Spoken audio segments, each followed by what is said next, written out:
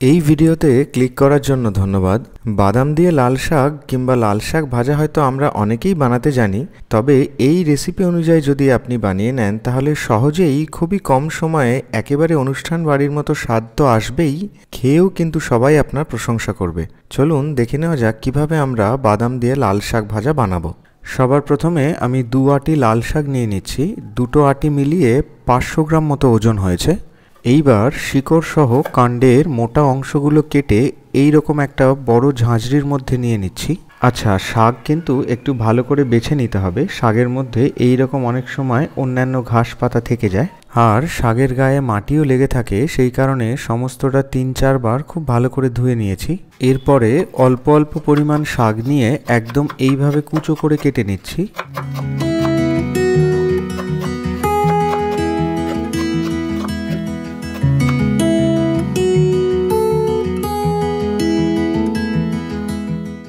এইবারে 3 কোয়া রসুন নিয়ে নিচ্ছি, আর ছুরির চওড়া দিকটা দিয়ে হাতে করে এইভাবে চাপ দিলেই দেখবেন রসুনগুলো থেতো হয়ে গেছে। এরপরে একটার পর একটা বসিয়ে একদম মিহি করে এইভাবে কেটে নেব।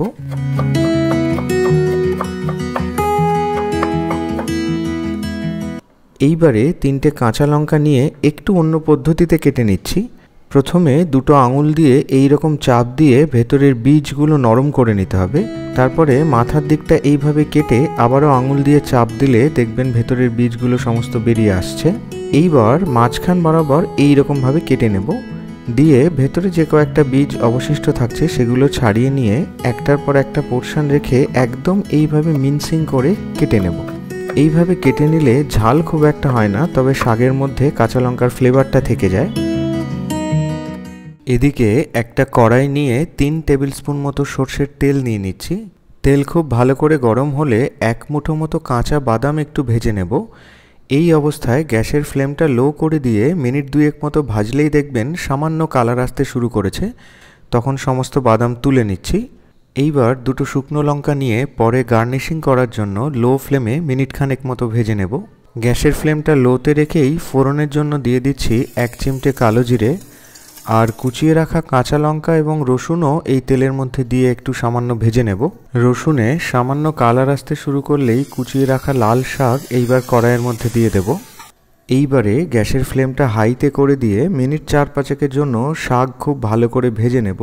এই অবস্থায় দেখবেন শাক থেকে জল ছাড়ছে। এরপরে যখন দেখবেন শাকের সমস্ত জল টেনে গিয়ে আয়তনে অনেকটা কম হয়ে এসছে, তখন 1/2 টেবিল স্পুন লবণ আর 1/4 টেবিল স্পুন হলুদের মধ্যে দিয়ে দিচ্ছি। লবণ দেওয়ার ফলে শাক থেকে আরও খানিকটা জল ছাড়বে। এই অবস্থায় গ্যাসের ফ্লেমটা মিডিয়াম টু লোতে রেখে ঢাকা দিয়ে আরও মিনিট 3 মতো রান্না করে নেব, যাতে শাক খুব ভালো করে সিদ্ধ হয়ে যায়। তবে মাঝে 1-2 বার ঢাকা খুলে একটু নেড়ে নিতে হবে।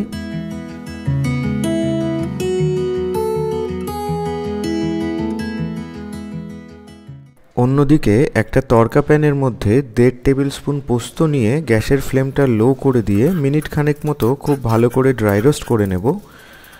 যখন দেখবেন পোস্তর কালার সামান্য চেঞ্জ হতে শুরু করেছে তখন তুলে নিতে হবে। একইভাবে 1/2 টেবিল স্পুন মতো সাদা তিল 30 সেকেন্ড মতো ড্রাই রোস্ট করে নিচ্ছি।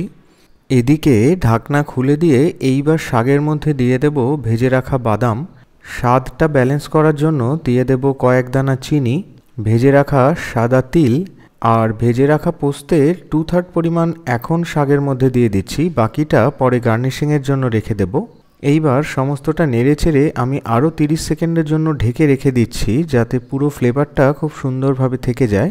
আপনারা যারা শাকের মধ্যে একটু রস পছন্দ করেন তারা এই অবস্থায় নেড়ে চেড়ে নামিয়ে নিতে পারেন। এরপরে ঢাকা খুলে দিয়ে সামান্য নেড়েচেড়ে নিয়ে যখন দেখবেন শাক থেকে তেল কড়াইয়ের গায়ে সামান্য ছাড়তে শুরু করেছে এবং শাকের টেক্সচারটাও এই রকম খুব সুন্দর তৈরি হয়ে গেছে, তখন নামিয়ে নিলেই তৈরি হয়ে গেল একেবারে অনুষ্ঠান বাড়ির মতো বাদাম দিয়ে লাল শাক।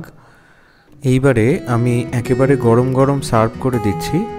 গার্নিশিংয়ের জন্য দিয়ে দিচ্ছি ভেজে রাখা শুকনো লঙ্কা এবং বাকি পোস্তের খানিকটা অংশ এর উপরে ছড়িয়ে দেব। ভিডিওটি ভালো লেগে থাকলে লাইক, সাবস্ক্রাইব করে নোটিফিকেশন বেল অন করতে ভুললে কিন্তু চলবে না। দেখা হচ্ছে পরের ভিডিওতে। ততক্ষণ অবধি মজার মজার রান্না করুন, সুস্থ থাকুন, ভালো থাকুন। নমস্কার।